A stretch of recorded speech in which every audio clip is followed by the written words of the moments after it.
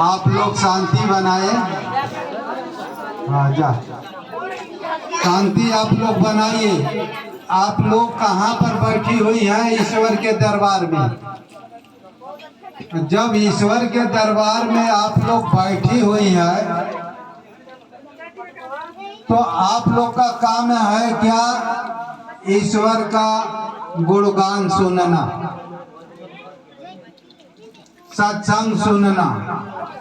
अब ऐसा नहीं कि सत्संग हम सुने ही नहीं और आए खाली हाथ और खाली हाथ हम चले गए। समझ रही है आप लोग? आपको नजर कैसा होना चाहिए? कैसा होना चाहिए? बिल्ली को आप लोग देखी हैं चूहा को पकड़ते हुए? देखी है? नहीं देखी है चूहा को पकड़ते हुए? कौन कौन देखा है चूहा को पकड़ते हुए? हाथ उठाइए तो। कितना सही डिसीजन लेती है बिल्ली चूहा को पकड़ने के लिए? लेती है कि नहीं लेती? लेती है। उसका डिसीजन धोखा नहीं जाता है, वो पकड़ ही लेती है। लेती है कि नहीं? जिस चूहे पर पंजा मारती है उसको बाल खाली हाथ नहीं जाती है। होता है कि नहीं? बगुला को देखती होगी कभी मछली पर निशान भिड़ाए हुए।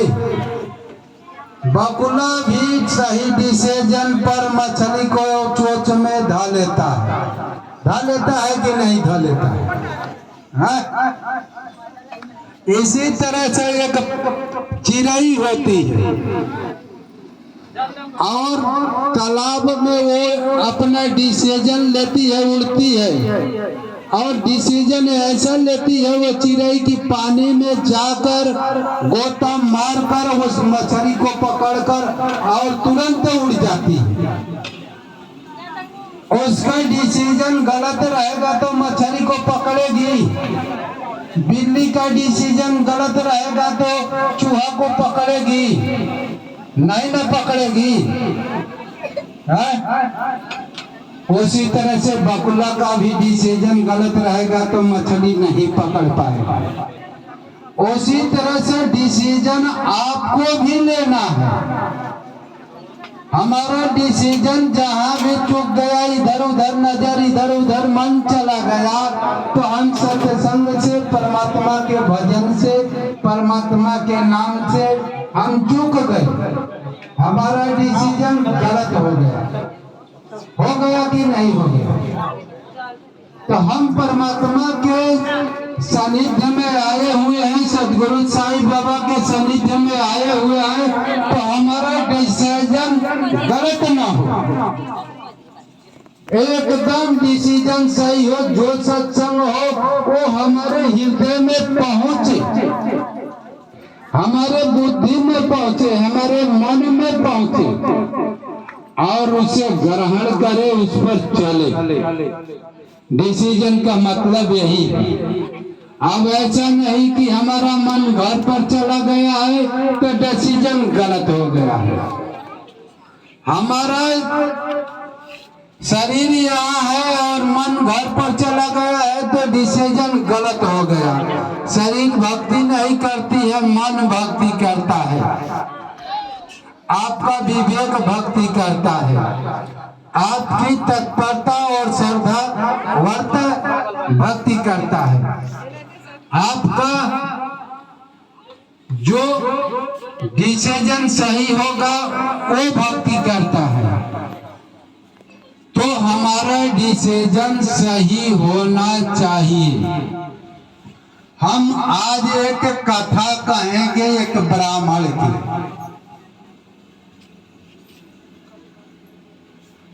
ब्राह्मण की कथा कहेंगे, बाद में साईं चरित्र के माध्यम से साईं चरित्र की कथा कहेंगे। साईं बाबा कैसे अपने भक्तों को डिसीजन समझा रहे हैं, उस डिसीजन को कथा को हम कहेंगे।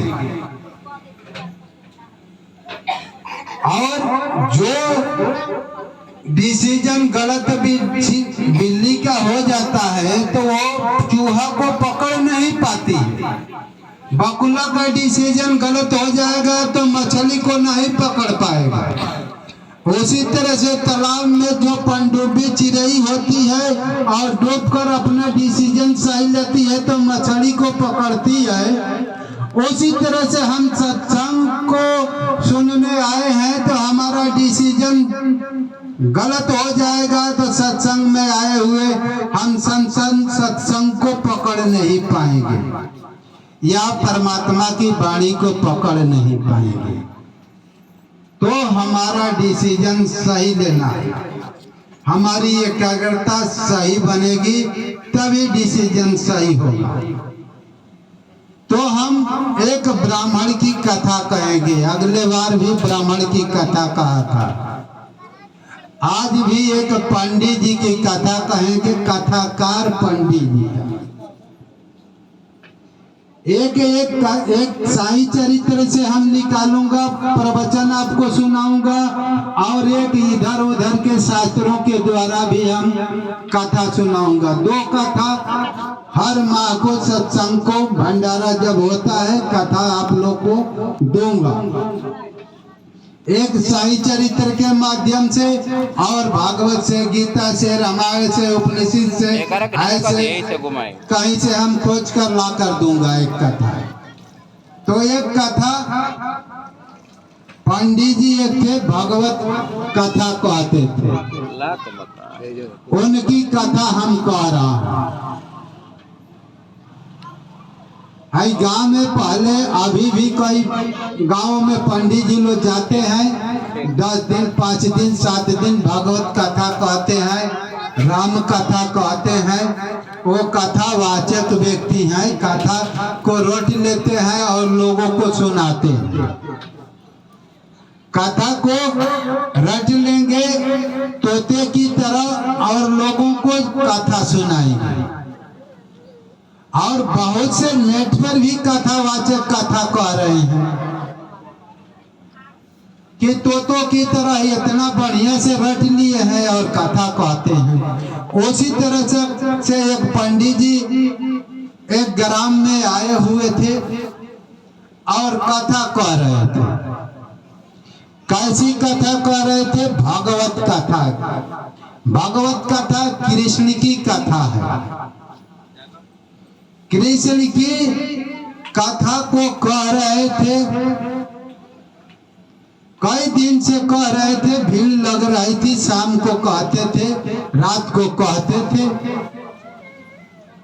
लोग आता था, कथा बहुत बढ़िया से कहते थे, बहुत बढ़िया ढंग से, इसलिए भीड़ लगती थी, इसलिए भीड़ लगती थी। तो पंडित जी कथा कहते थे तो लोग वहां पर बैठे हुए थे। तो उस कथा में एक चोर भी आता था कथा सुनने के लिए। चोर भी आता था कथा सुनने के लिए। अब मान लीजिए कथा में चोर आएगा तो उसका काम था चोर का कि भाई कितने व्यक्ति गांव का आए हुए हैं, कितने व्यक्ति गांव का आए हुए हैं। किसके घर का? वो गांव का ही चोर था, बाहरी कोई चोर नहीं था, गांव का ही चोर था। उसका काम था कि भाई फलाना का घर का था, भाई 5 आदमी आए हैं, अभी 2 आदमी घर पर हैं। उसका निगरानी था कि पूरा घर कौन छोड़कर बंद कर आया है। चोर का काम यही ना होता है कि भाई जिसके घर पर कोई न रहे तो हम जाकर तुरंत मार लें उसके घर का जो भी है धन संपदा। भाई वो देखता था कि भाई फलाना का घर का तो 2 आदमी आए हैं, चीना का घर का है ये तो 5 आदमी आए हैं, अभी घर पर 2 आदमी है। चोर अपने शिकार के चक्कर में आता था, हमेशा शिकार के चक्कर में। शिकार आप जानती हैं, उसका शिकार है चोरी करना। पंडित जी के पास कौन व्यक्ति जो है आया हुआ है, किसका घर पूरा खाली है, कोई नहीं है, सिर्फ ताला लगा होगा, तो हम ताला को धीरे से पुड़काएंगे और घर में घुस जाएंगे, यानी तोड़ देंगे, ठीक ना। और उसके घर में का जितना माल है लेकर चला जाऊंगा। उस चोर का यही काम था, तो देखता था कि भाई किसके घर में कौन आया है, सब देखने के लिए वो आया था। तो पंडित जी एक ऐसी कथा उसमें कृष्ण भगवान का चालू कर दिए। कृष्ण भगवान की ऐसी कथा चालू कर दिए, तो वो कथा पूरा बढ़िया से सुनने लगा, एकाग्र पूर्वक सुनने लगा। उस कथा को हम फिर से कहेंगे। मान लीजिए कि भाई यहाँ पर कई प्रकार के व्यक्ति आते हैं सत्संग में। ऐसा नहीं है कि सब ही आएगा, अच्छा ही व्यक्ति आएगा, बुरे भी व्यक्ति आएंगे। भाई कितने दिनों से पहले यहाँ पर बहुत माई लोग का चप्पल गायब हो जाता था, भाई लोग का चप्पल गायब हो जाता था। तब भाई कोई चप्पले चोराने वाला चोर नहीं आ पाता था, आता था ना। अभी भी कितने आदमी की गड़बड़ हो जाता। तो ये मत सोचे कि भाई चोर यहाँ पर आएगा नहीं। चोर भी, चप्पल चोर भी आएगा, और भी अच्छे आएंगे, बुरे आदमी आएंगे। कितने माई को माई आकर हमसे कहती है बाबा हमारा चप्पल गायब हो गया। कोई व्यक्ति आता है, हमारा मनुष्य है, मानव है, वो कहता है कि हमारा चप्पल गायब हो गया, जूता गायब हो गया। तो ऐसा भी व्यक्ति आते हैं। वो इतना पाप किए होते हैं कि उनको के भीतर सच्चाई घुसती ही नहीं। सच्चाई किसके पास घुसती है? जो उसके पास पुण्य आत्मा होती है, जिसके हृदय में दया हो, जिसके हृदय में दूसरे के प्रति चोरी करने का भाव न हो, जो पुण्य आत्मा हो, पाप कर्म से दूर रहता हो, पाप उसके मन की तरफ, उसको मन को वश में नहीं पाप करता, वह व्यक्ति जो है सत्संग अच्छी प्रकार से सुन सकता है। जिसके पास पाप अधिक है तो पाप क्या करेगा? सत्संग सुनने नहीं देता है, कि तो उसको डिस्टर्ब कर घर की तरफ भेज देगा, उसको मन कर कहीं खेत खलिहान में भेज देगा। पाप का काम है सत्संग न सुनने देना। पुण्य का काम है कि भाई अच्छी प्रकार से सत्संग में मन लगने लगता है। तो इससे सिद्ध होने लगता है कि किसके पास पाप अधिक है उसका मन कम लगेगा, और जिसके पास पाप ज्यादा है उसका मन अच्छा नहीं लगेगा, इधर उधर भागेगा। भगवान श्री कृष्ण कहे हैं कि हर मनुष्य के पास दो संपदा होती है। कौन संपदा होती है? पाप और पुण्य। जो उसका पाप अधिक होगा उसको भक्ति में मन नहीं लगने देगा। जिसके पास पाप कम होगा वो हमेशा सत्संग अटेंड करेगा और साधना करेगा, साई चरित्र पढ़ेगा, गीता पढ़ेगा, भागवत पढ़ेगा, और उस साई के बताए हुए मार्गों पर चलेगा, सही ढंग से सटीक चलेगा, टेप के साथ लगेगा। जिसके पास पाप कम होगा उसका मन अधिक सत्संग में लगेगा। जिसका पाप अधिक होगा उसका मन हमेशा डिस्टर्ब रहेगा। सत्संग में जैसे वो चोर आता था तो वो चोरी के फराक में आता था, वो तो डेली कथा पंडित जी का सुनता था, लेकिन ये फिराक में आता था कि किसके घर पर ताला लटका है, सब परिवार आ गया है, तब मैं जाऊंगा और घर में कूद कर उसका सारा माल चोरा कर लेकर चला जाऊंगा। वो अपनी व्यवस्था पर आता था, बकुले की तरह वो फराक लगाया हुआ था, बिल्ली की तरह वो अपना शिकार के चक्कर में था। उसी तरह से साधक भी अपना शिकार करता है। वह कौन शिकार करता है? भक्ति का, साधना का, सत्संग का, कि हमारे सत्संग बाबा क्या कह रहे हैं, बाबा और साई चरित्र के माध्यम से क्या बता रहे हैं, उसके फिराक में वो लगा रहता है। वो भी साधक भी उसी तरह से टकाटक लगा रहता है और कान खड़ा कर कर भक्ति सुनता है।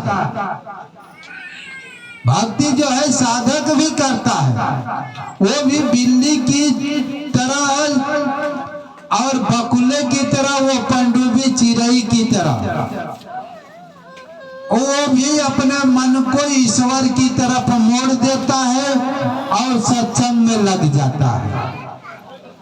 और चरवाह भी अपना कार्य करता था बकुले की तरह, बिल्ली की तरह। भाई किसके घर पर आदमी यहाँ पर आए हैं, नहीं होंगे तो मैं धीरे से यहाँ से सरक जाऊंगा और उसके घर का सारा माल उठा कर लेकर चला जाऊंगा। वो बकुले की तरह मछली पकड़ लेगा। मछली उसका क्या है? धन दौलत चुरा लेना, उसका पराग यही है मछली।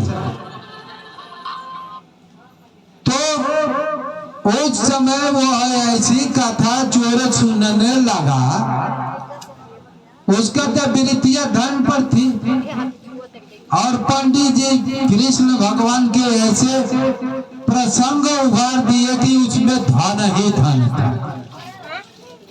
समझ रहे हैं आप लोग? ऐसी कथा पर आ गए कि भाई वो कहने लगा कृष्ण भगवान जो है गोकुल में रहते हैं। क्या कह रहा है? कृष्ण भगवान गोकुल में रहते हैं, उनके हाथों में बाजू है, कमर में करधनिया है और हल्का है, बाजू बंद है, ये पूरा मोर मुकुट है, उस पर भी सोने का हार लगा हुआ है, पूरा वर्णन कर रहा है। बाजू में भी कड़ा है सोने का, और करधन भी बहुत भारी करधन पहनते हैं, और हीरे मोती भी गला में पहने रहते हैं, हीरे मोती भी पहने रहते हैं। उतना अच्छा आभूषण पहने रहते हैं गहना का कि वही कई करोड़ों का गहना वो हो सकता है। और उनका पिता राजा की तरह है, धन की उनके घर पर कोई कमी नहीं है, इसलिए कृष्ण ऐसे चीज पहने रहते हैं। अभी बालक हैं, वो गाय भी चराने जाते हैं और खेलने भी जाते हैं, जंगलों में घूमने भी जाते हैं। वो चोर इसको खूब निगाह से सुन रहा है, जैसे बकुला अपने शिकार पर एक टक लगाया रखता है और बिल्ली एक चूहे पर नजर रखी रहती है, और पनडुब्बी चिड़ै भी पानी से अपना मछली पकड़ ले जाती है। उसी तरह से चोर भी अपने मछली के फराक में वो एक टक लगा हुआ है कि भाई वो इतना धनी है, इतना धनी है, तो उसको मैं मार कर चुरा लूंगा, उसका सब हड़प लूंगा, तो मैं दुनिया का बादशाह बन जाऊंगा, सबसे बड़ा धनी हो जाऊंगा। वह चोर जो है ये फराक में है कि भाई सबसे बड़ा मैं धनी बनना चाहता हूँ, उसको मैं मार कर और मैं सब हार जहरवात जो भी मड़िया है सब छीन लूंगा, और मैं माला माल हो जाऊंगा। माला माल हो जाऊंगा। अब सारी जनता भगवान की कथा सुनी और धीरे धीरे घर जाने लगी। चोर वहीं पर खड़ा हुआ है। भाई सब तो जाने लगे, लेकिन चोर खड़ा है। और अधिक बना दे जा, बुद्धि और अधिक बनाओ। बुद्धि उस समय कम हो जाती है। आप लोग तो कार्यकर्ता गण थोड़ा ध्यान दो, बाबा की बुद्धि में कमी ना हो। तो चोर क्या करता है, अब वो फराक में पड़ गया कि भाई हम तो उस नंद बाबा के कृष्ण को ही मार डालूंगा और सारा धन हम घर पर लेकर आऊंगा। एक राजा की तरह मैं रहूंगा, एक राजसी स्वभाव हो जाएगा और घर होगा, द्वार होगा और नौकर होंगे, चाकर होंगे, दास दासियां होगी। मुझे छोटे मोटे अब कोई चोरी करने की जरूरत नहीं है। मैं ऐसा ही चोरी करूं कि मैं माला माल हो जाऊं। ऐसा चोरी करो कि मैं माला माल हो जाऊं। अब छोटी मोटी चोरी करूंगा नहीं। अब वो चोर क्या करता है कि भाई सब चले गए तो बाद में पंडित जी की है आता है और घोड़े पर गिरता है। समझ लीजिए, सब प्रवचन कथा खत्म हो गया। तब वो चोर कहाँ आता है, पंडित जी के पास आता है। पंडित जी बैठे हुए होते हैं और पाँव पड़ता है और कहता है, पंडित जी आपको प्रणाम, साष्टांग दंडवत कर रहा हूँ, मुझ पर कृपा करो। उस नंद के लाला बालक को, कृष्ण को हमें बता दो कि वो कहाँ रहता है, कैसे मिलेगा, कहाँ रहता है, कैसे मिलेगा, उसको मुझे बता दो। हम उसका दर्शन करने जाएंगे, हम उस भगवान का ही दर्शन करेंगे। ये नहीं कहता है कि भाई उसको मारकर मैं सारा मोती हार ले लूंगा, उसका सारा छीन लूंगा। ये नहीं बताता है। बताता है, बस कहता है कि भाई उसका हम दर्शन करूंगा। पंडित जी से झूठ बोलता है। तो पंडित जी क्या करते हैं, अरे भैया वो ग्वाल में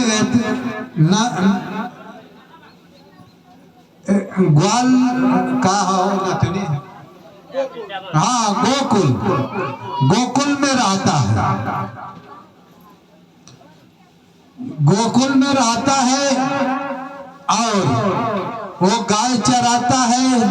बच्चों के सामने छोटे छोटे इधर उधर जंगल झाड़ी है, उसमें भी खेलने जाता है।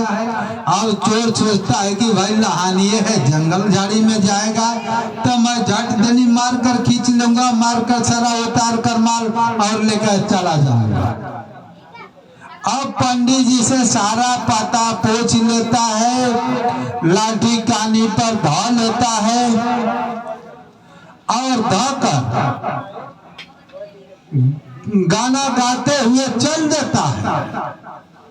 पता पूछते हुए चल जाता है, बिरहा गाते हुए चल दिया।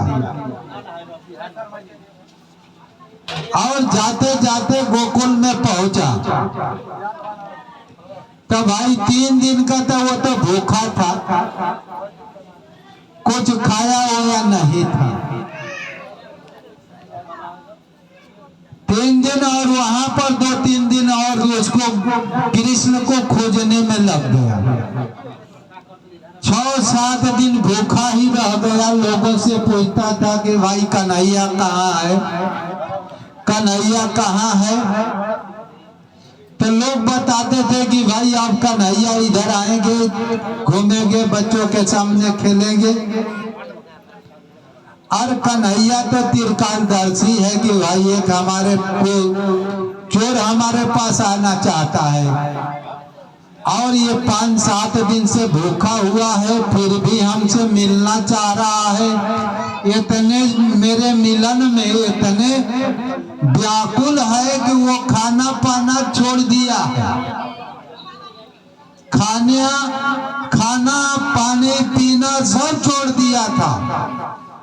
उसको तो लगा था कि मैं दिखेगा तो मैं तुरंत मारूंगा, 2-4 लाठी चित्त हो जाएगा और तुरंत गहना गुड़िया जो भी है, हीरा जवाहरात, मैं उसका हड़प कर लेकर भाग जाऊंगा। ऐसा उसका भाव था। अब तो कृष्ण देख रहे हैं कि भाई हम मिलेंगे नहीं तो वो तो खाने बिना मर जाएगा। भाई दुनिया में क्या हो रहा है, कृष्ण से कुछ छिपा है?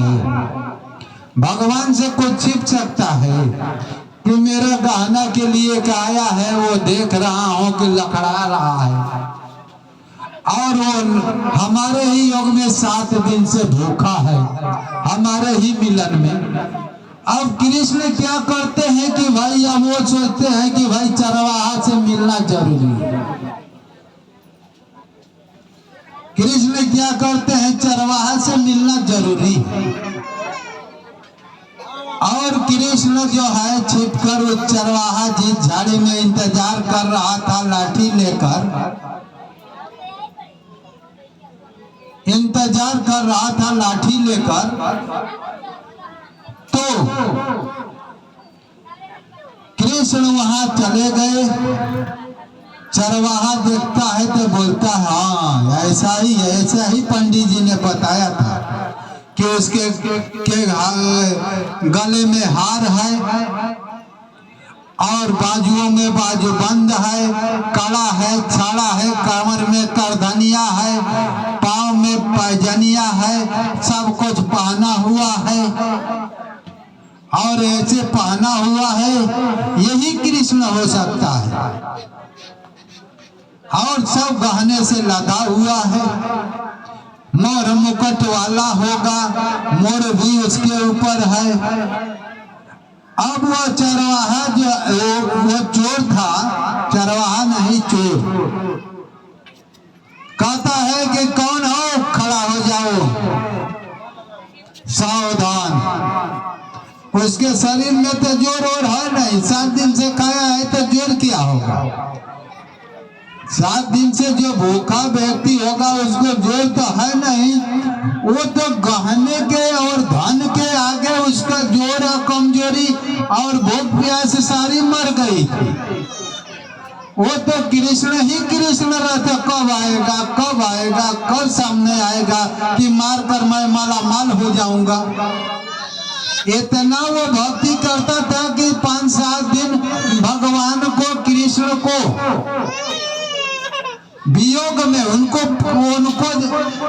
इंतजार में कुछ खाया ही पिया नहीं।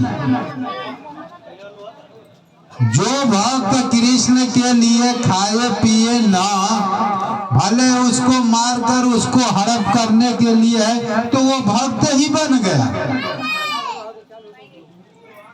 वो भक्त ही बन गया। कृष्ण क्या करते हैं कि भाई आ जाते हैं सामने, भैया किसे खोज रहे हो? मैं ही कृष्ण हूँ, मुझे खोज रहे हो क्या?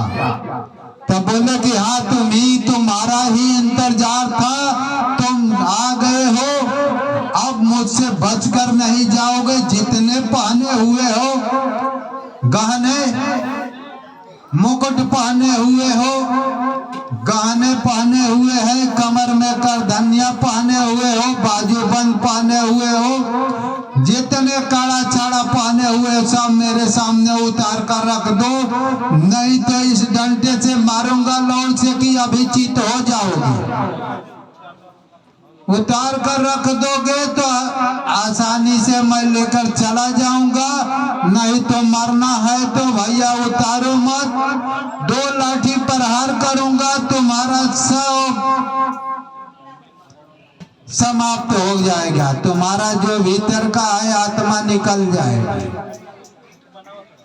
तुम्हारी मृत्यु हो जाएगी, हम आराम से उतार कर लेकर चले जाएंगे। कृष्ण बोले कि भैया मारने की आवश्यकता नहीं है, जो कुछ है मैं सब उतार कर रख दे रहा हूं, जो कुछ है सब मैं उतार कर रख दे रहा हूं। सारा जितना मुकुट है, कड़ा है, छारा है, करधनिया है, नौलखा हार है, ये सारे पैर की पैजनिया है, सब उतार दे रहा हूँ, जितना है उतना उतार दे रहा हूँ। बोले कि इस मेरे गमछे पर सब रख दो। जब कृष्ण रख देते हैं तो फिर उतना करधनिया और पैजन हो जा रहा है। बोले कि भैया ये तो सब उतार दिया, फिर भी कृष्ण को पैजनिया, वैसा मुकुट, वैसे काड़ा, वैसे छाड़ा, वैसे हार फिर कैसे पहन लिए? फिर बोले कि उतार दो जल्दी में। अब इतना उतर आया कि ज्यादा हो गया। बोले कि बस कर दो, तुम तो ऐसे भगवान हो कि तुम तुरंत करधनिया और पायल और झुमका जो भी है, कड़ा छड़ा, ये सब आ जाता है। तुम तो महान हो, जाओ अब भागो, अब तुझे मारो अनुगा नहीं, अब हमारा काम हो गया है, गठरी हमारे कपर पर उठाओ, अब काम हो गया, जाओ। कृष्ण भगवान चले गए। घर आया तो चोर का काम क्या होता है जो माल बताता है कि फलाना के घर इतना धन है, फलाना के मार जाओगे, वहां करोगे, वहां डाका डालोगे या चोरी करोगे तो तुम माला माल हो जाओगे, तो उसको भी हिस्सा मिल जाता है। जो धन को बताता है उसको भी हिसाब जोड़ देते हैं कि भाई हमको भी हिस्सा देना, मैं तो धन बताया हूं तुम्हें चोरी करने के लिए। तब वो ऐसा नहीं करता है, सीधे पंडित जी के घर 12 बजे राती को जाता है, जहां पर रहते थे।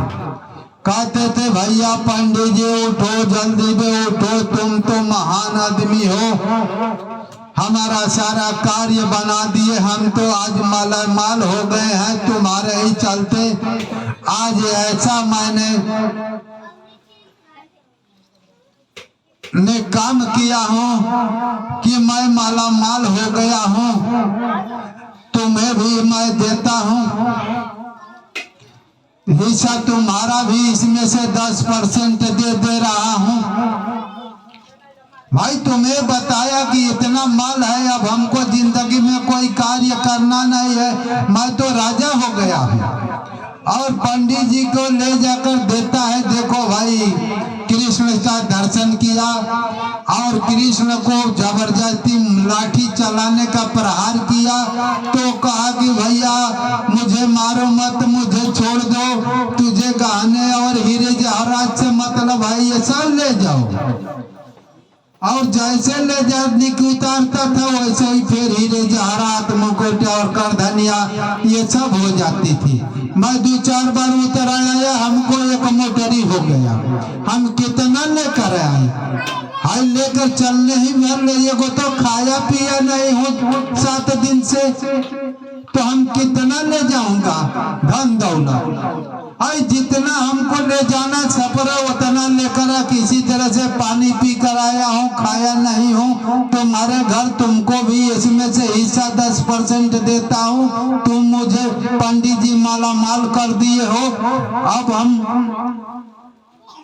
इसमें से लो 10% मैं दे रहा हूँ। पंडित जी कहते हैं भैया हमको गहना की जरूरत नहीं।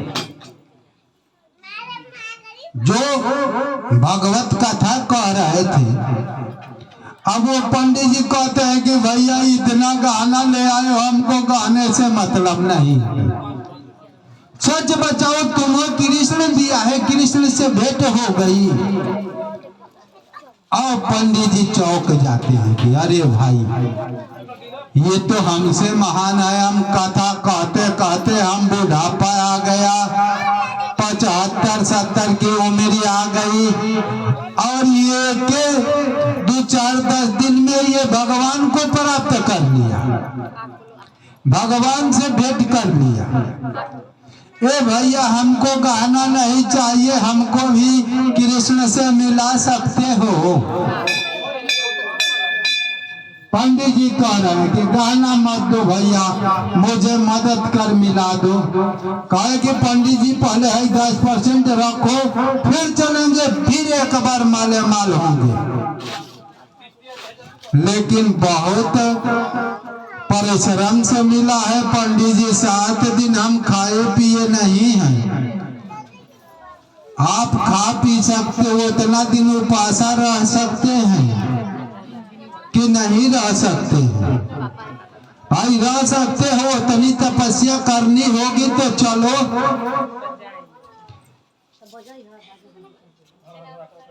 पंडित जी तो इसमें कांपने लगे कि भाई हम तो 7 दिन भूखे प्यासे नहीं रहेंगे।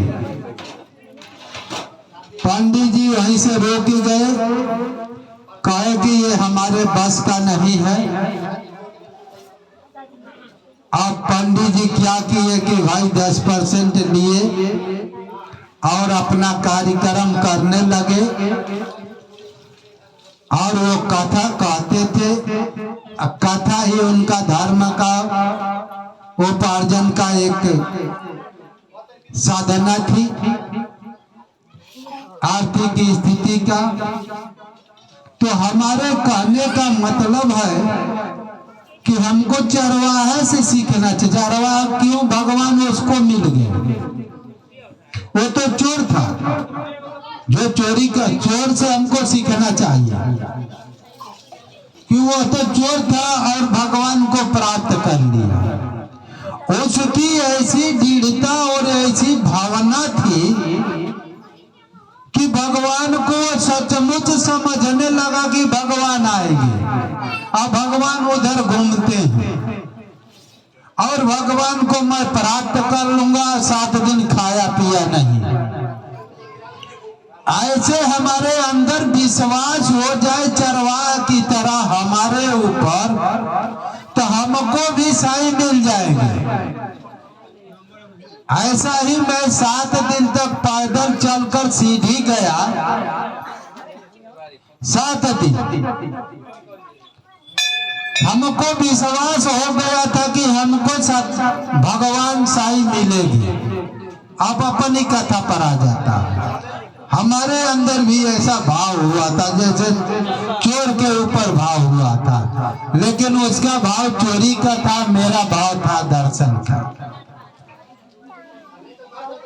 तो साईं बाबा को मैंने पूना से पालकी निकलती है, पूना से पालकी निकलती है, उस कथा को कह दे रहा हूं कैसे साईं बाबा हमको दर्शन दिए, इस कथा को कह रहा हूं। जब हम पूना से पालकी निकली तो बहुत से भक्तों को बाबा दर्शन दिए थे, तो हमारे अंदर भी विश्वास हुआ। 6वां दिन शाम को आदमी वहां पर पहुंचता है। 6 दिन की यात्रा होती है, कम से कम 4 बजे सीढ़ी में पहुंचे हम लोग पूना से पैदल।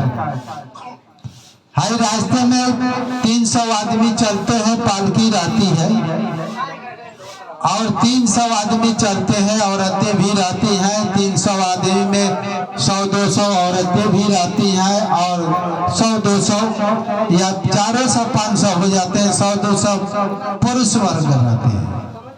मैं शुरू में साईं बाबा के पास इसी तरह से 2 साल गया, पूना से सीधी पालकी के साथ गया।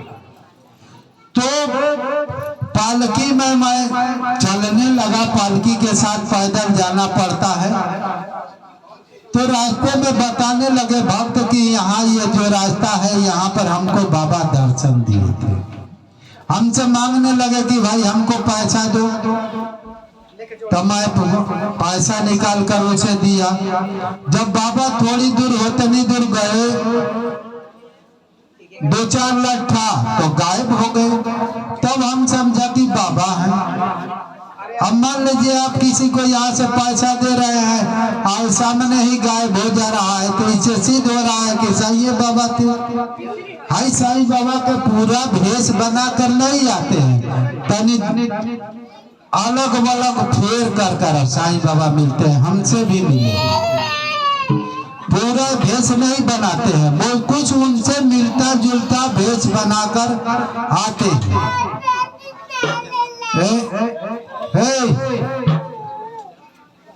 लड़का के होनी लेके जा, बाद में लेके ये उठा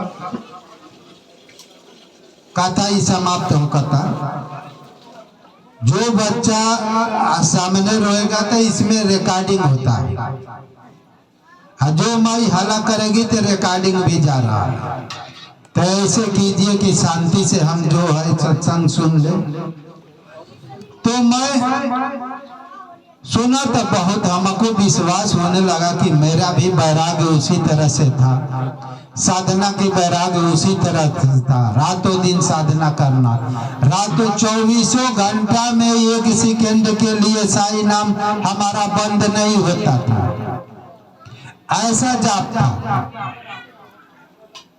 जिसे कोई ऐसा जाप होने लगेगा तो उसको तो विश्वास होने का कि भाई हम भी कमी नहीं है मेरे अंदर, हमारे अंदर भी कमी नहीं है। तो हमारे अंदर ये भाव होने लगा कि हमको भी साईं बाबा मिलेगी। अब उस चरवाहे की तरह मेरा भी विश्वास ढील होगा, उस चोर की तरह मेरा भी विश्वास ढील हो गया। तो मैं चलने लगा, कुछ दूरी और गया तो देखा है कि ये देखो ये साईं बाबा का मंदिर है, यहाँ फलाना आदमी को बाबा दर्शन दिए थे, तो उन्हीं ने ये मंदिर बनाया है। तो और विश्वास होने लगा कि अरे भैया ये तो कोई को प्रमाण मिल गया। तो हमारा और दृढ़ विश्वास होने लगा कि भाई प्रमाण हमेशा मिलता है। मेरे अंदर भक्ति उतना ही तीव्र है कि मेरा कभी ओम साईं नाम बंद नहीं होता था, कभी कभी ध्यान में डूब जाते थे। इतने साधना थी उस समय प्रबल। तो हम सोचे कहने लगते थे कि भाई बाबा आते हैं तो बिस्कुट मांगते हैं, कुछ खाने के लिए मांगते हैं या पैसा मांगते हैं, तो हम चिल्लर माने फुटकर पैसा पॉकेट में रख लिए, कुछ बिस्कुट का पैकेट ले लिया कि भाई रास्ते में कहीं मिलेंगे तो तर दे बाबा को दे देंगे। इसी तरह से करते करते हम सीधी चला गया, बाबा का दर्शन हुआ। सीधी गुरु स्थान बाबा का दर्शन कर गुरु स्थान पर हम खड़े हो गए। खड़े होंगे ये सोच रहे हैं आंख बंद कर कि हमारे में भक्ति में बहुत टूटी है, इसलिए हमको साईं बाबा दर्शन नहीं दिए। हम अभी कमजोर हूँ, हल्का फुल्का भक्त हूँ। अब वहां पर हजारों आदमी की भीड़ है, जहां पर हम खड़ा हुआ था वहां हजारों आदमी का भीड़ था। भाई हम लोग तो 300-400 आदमी तो पालकिए वाला गए थे कि वहां पर खड़ा थे, और 400-500 आदमी इस तरह से हजारों आदमी का भीड़ था। जब हम निराश स्वर में आंख बंद करके बाबा हमको दर्शन नहीं दिए, हम बहुत आपका नीच कोट का भक्त हूँ, अभी हमारी भक्ति में कुछ कमी है, ऐसा सोचत रहा था, ऐसा मन में सोच रहा था। और जब आंख खोला तो बाबा सामने दिखाई उस भीड़ में। आंख खोला तो बाबा सामने दिखाई देने लगे उस भीड़ में, और हमारे लगे ही 1-2 फुट पर खड़े थे। और देखने लगा कि अरे तो बाबा दिखाई दे रहे, तो बाबा हो सकते हैं, इतना ध्यान में मग्न और हृदय से इस तरह से पुकार रहे थे गुरु स्थान पर। और आंखें बंद सी, हमारी भी साधना की गहराई अच्छी थी, ध्यान की पकड़ अच्छा था, इसलिए उनकी ध्यान की पकड़ को समझ ले। मुझे समझा रहे थे कि भीतर प्रवेश करो, इस तरह से कर रहे थे। मुझे ऐसा अनुभव हुआ कि मुझे वो शिक्षा दे रहे हैं कि भाई बाहर से भीतर आ जाओ, भीतर में मैं मिलूंगा। आत्मा और परमात्मा भीतर मिलता है। मुझे उस तरह से कर कर मुझे शिक्षा दे रहे थे और मेरे सामने खड़े हुए थे कि तुम बाहर का संसार छोड़ो और भीतर हृदय में प्रवेश करो।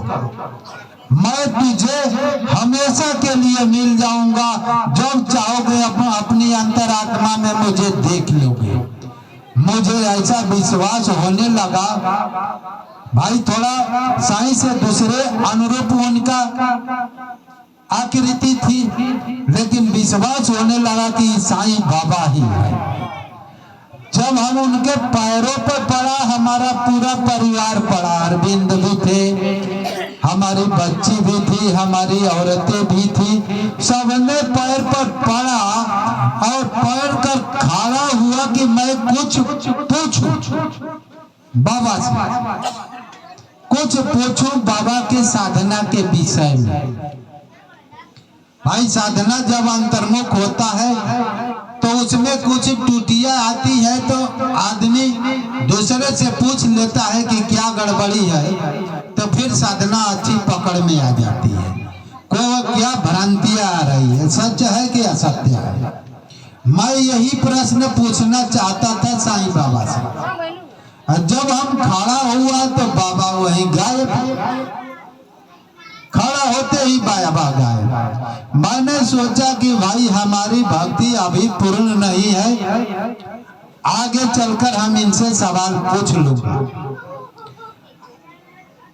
आगे चलकर जो सवाल पूछना चाहता हूँ, मैं अंतर आत्मा में डूबता हूँ, वो सारा सवाल आ जाता है बाबा से। आपकी आत्मा ही बाबा है, आप आपकी आत्मा से दूर नहीं है। अपनी आत्मा में प्रवेश करो, उनके बताए हुए नियमों पर चलो, तो अंतर आत्मा में पहुंचने के बाद पूरा ब्रह्मांड अंतर आत्मा में दिखाई देने लगता है। आप उसी में त्रिकालदर्शिता का अनुभव करने लगेंगे। मैं तो कुछ दिन तक ले त्रिकालदर्शी भी था, लेकिन उसका सूत्र समझता नहीं था। मैंने पूछा कि भाई इसके मतलब क्या हो, लोगों से पूछा कि भाई तुम कोई व्यक्ति आ रहा है, कोई हमसे सवाल पूछ देता था कि बाबा, एक आदमी आया, जैसे इस समय गोविंद जी हैं, इनका सटीक उत्तर मिला। कई आदमी पूछते थे हमसे, त्रिकालदर्शिता का अनुभव होता था, बताते नहीं थे। एक बार गोविंद जी थे, इनका नाती जो है छत पर से इतना ऊंचा से गिरा था। काजी गोविंद जी गिरा था ना, सही बात है कि नहीं? मैं ध्यान में पहले, आज के 8-10 बरस पहले मैं ध्यान में बैठा रहता था, 1-1 घंटा, 2-2 घंटा, 4-4 घंटा। कोई भी व्यक्ति आता था, मैं पहले बात नहीं करता था। जब ध्यान से हम कुछ अलग होता कि हमारा ध्यान इतना हो गया, अब अपना कार्य करना चाहिए, तो मैं हटता था। तो जब वहां से ध्यान पे ये आकर 1 घंटे से बैठे हुए थे, मुझे देख रहे थे कि बाबा ध्यान में बैठे हुए हैं, हम डिस्टर्ब नहीं करेंगे। जब वहां से आया तो हम गोविंद जी को नहीं देख रहा हूँ कि गोविंद जी आए। जब हम आए यहाँ पर, बोले कि अरे गोविंद जी, अभी मैंने ध्यान में ही देखा कि आकाश से एक बालक जो है मेरे ही गोद में गिरा। इतने आकाश से ऊपर से गिरा और मेरे गोद में सुरक्षित बच गया। उसको देखा तो कहीं चोट ही नहीं आई। ऐसा मुझे अनुभव हुआ। तो गोविंद जी कहने लगे कि बाबा आप त्रिकालदर्शी हैं, आप हमारे मन की बातें बता दिए। हमारा नाती छत से गिरा था और थोड़ा सा भी खुरच नहीं लगा, थोड़ा सा खुरच नहीं लगा। तो आप मेरे नाती की बात जान गए। यही तो कहने आया था कि मेरा नाती छत पर से गिरा था। जो हमको बता दिए। देखिए अभी ये त्रिकालदर्शिता का एक अनुभव होता है। साधना में आत्मा में गहनतम प्रवेश करोगे, आपकी सूरत जो है प्रवेश करने लगेगी तो आप त्रिकालदर्शी हो जाएंगे। का ब्रह्मांड में क्या हो रहा है ये सब जान जाएंगे। फलाना गढ़वाल के मोड़ पर है, वहां पर मेरे यहाँ आ रहे हैं, उनके मन की क्या बात है सब आप जान लेंगे। लेकिन ये साधना की स्थिति होती है, जो वो स्थिति में साधना कर कर पहुंचता है तो आपके भीतर मन में क्या होती है वो सब जान लेता है। मैं भी उस समय हमारी साधना अच्छी थी, अब कुछ नीचे स्तर पर आ गया हूँ। आत्मा में ज्यादा डूबता था, अब इतने ही साधना है कि आत्मा का ध्यान करता हूँ, आत्मा में प्रवेश करने की क्षमता नहीं है। पहले शरीर निरोग थी और घंटों प्राय रात रात भर साधना में बैठा रहता था। इसके लिए पेट के साथ अधिक परिश्रम करना पड़ता है, वही अंतरात्मा की गहराई में पहुंचता है। ऐसे ही व्यक्ति ब्रह्म ज्ञानी कहा जाता है। ब्रह्म ज्ञानी ऐसे ही, ब्रह्म ज्ञानी जो ब्रह्म का दर्शन कर रहा है, ब्रह्म में प्रवेश कर रहा है, वो ब्रह्म ज्ञानी नहीं है तो क्या है? जो आत्मा का दर्शन कर रहा है, आत्मा में प्रवेश कर रहा है तो वो आत्मज्ञानी नहीं है तो क्या है? और ऐसे आत्मज्ञानी में आप लोग श्रद्धा रखेंगी तो निश्चित लाभ होगा। आप लोग ये मत समझिए। हाँ, साधना स्थिति अलग है और हमारा स्टेज आगे तक साधना जानी है। अभी इस जन्म में हमारी साधना पूर्ण नहीं होगी। आत्मा में जो स्थिति प्राप्त कर लेता है साधना कर कर, उसकी साधना पूर्ण हो जाती है। अब उसे साधना नहीं करना पड़ता। जैसे बाबा की साधना पूरा हो गई है, कृष्ण की साधना पूरी हो गई है, वो साधना करे या ना करे उससे मतलब नहीं है, फिर भी वो हमेशा भक्तों के निमित्त कर कर दिखाते हैं। बाबा का वो अल्लाह मालिक जाप करते थे। भाई जिसको जो परमात्मा को प्राप्त कर लिया है उसको अब साधना करने की क्या जरूरत है? लेकिन वो क्रिया में हमेशा बरतता है। भगवान श्री कृष्ण कहते हैं, हे अर्जुन, मेरे को कुछ करने की, संसार में कोई चीज पाने की आवश्यकता नहीं है, सब कुछ हमें प्राप्त है, फिर भी मैं क्रिया में बरतता हूँ। इसलिए कि मैं क्रिया में न बरतूं तो साधारण व्यक्ति जो है साधना से अच्युत हो जाएंगे और वो गलत कार्य, मैं अभी दारू पीने लगूंगा, शराब खाने लगूंगा, पान खाने लगूंगा, ये करूंगा, गुटखा खाने लगूंगा, तो सब मेरे बर्ताव से सब लोग गिर जाएंगे कि भाई हमारे गुरु खाते हैं तो मैं क्यों नहीं खाऊं? है कि नहीं? ऐसा हो सकता है कि नहीं? इसलिए गुरु जो है साईं बाबा फिर भी साधना में हमेशा आत्मचिंतन में, मग्न साईं चरित्र में है, हमेशा आत्मलीन रहते थे। वो किसके लिए लीन होते थे कि भाई हम मैल रहूंगा, उनको आत्मलीनता की जरूरत नहीं है, वो तो आत्मा को प्राप्त हो चुके हैं। आत्मा ही परमात्मा का आदित्य रूप है। शिव ने भी आत्मा को ही प्राप्त किया, राम ने भी आत्मा को ही प्राप्त किया, कृष्ण ने भी आत्मा को ही। आत्मा से आगे कोई स्टेज है नहीं कि कोई जाता।